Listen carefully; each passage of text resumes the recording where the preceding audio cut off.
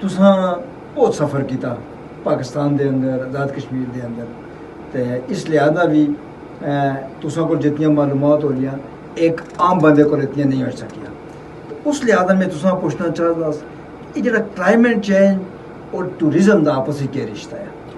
सब तो पहला बहुत शुक्रिया शायद साहब तुसां मैनू मदऊ किया इत्थे प्रोग्राम विच। ते गल जिहड़ा असां दा टॉपिक है वो है क्लाइमेट चेंज ते नाल सियाहत।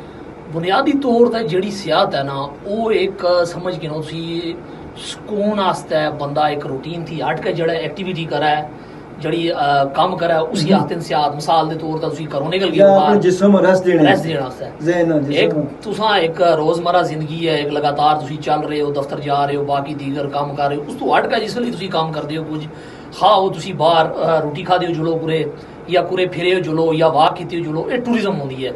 हुण घरों बाहर निकलण दा मकसद ये है कि घर दे माहौल थी बाहर आला माहौल थोड़ा मुख्तलिफ होगा। लेकिन चूंकि हुण जिहड़ा क्लाइमेट चेंज जिहड़ा असां आस्ते एक चैलेंज बन चुकिया है, तो बुनियादी तौर पर मैं दसां कि क्लाइमेट चेंज है कि बुनियादी तौर पर क्लाइमेट एश है। इस क्लाइमेट चेंज अपनी पहाड़ी जुबान थोड़ा ट्रांसलेट करें। कोशिश करते हैं जी इतने, क्योंकि असी पहाड़ी नहीं रहे, असी शहरी हो गए हैं। असली जड़ा मौसम है ना एक तसलसल मौसम दा एक जड़ी रूटीन बनी दी है। मिसाल के तौर पर पो बिच कोरा पेड़ा है, सामने भी बारिशां होनी है, ठीक है। चैतर भी जड़ा है फुल खिलसन, ठीक है। भादरे भी जड़ा के ना इसका का थोड़ा रता उसी माहौल चेंज उसी बसकट सी, ठीक है, ठीक है। इस तरह फगन बिच फुल और बढ़ जुलदे, आड़ भी गर्मी हो जुलदी है, चैत लग जुलदा। इस तरह के जेडे स्कीम है ना इस सारी आते हैं कि असी क्लाइमेट जदों इस भी बदल होंदी है नक्शा खींचे ना ये सारा क्लाइमेट चेंज बिल्कुल है। और इस बीच जिसले तब्दीली आसी मिसाल के तौर पर तुसीं ये गल करो कि जड़ा असां दा दूसरा महीना समझ के नो जुलाई का 15 जुलाई थी बाद अद्धे जुलाई थी लेकर अद्धे अगस्त तक ये होंदा सावन। इस बीच होंदियां बारिशां बस। लेकिन अगर तुसीं इस बार देखो तो इस वक्त बड़ा रोला ये है कि पहला शुरू के दिन भी सावन नहीं लग्या।